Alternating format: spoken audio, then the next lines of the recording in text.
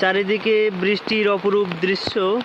বৃষ্টি পড়ছে, ধান ক্ষেত পুরো তলিয়ে গেছে, পাট ক্ষেতের ভিতরে জল। তাল গাছে আমরা এসেছিলাম,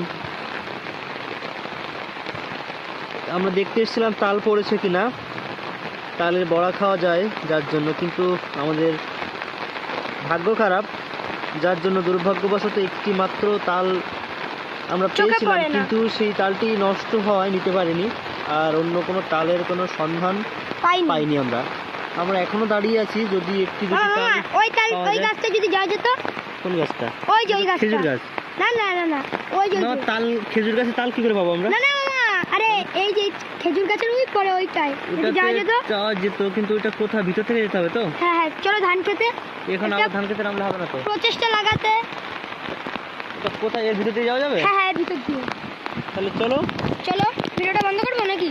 না না না, তুমি নাও।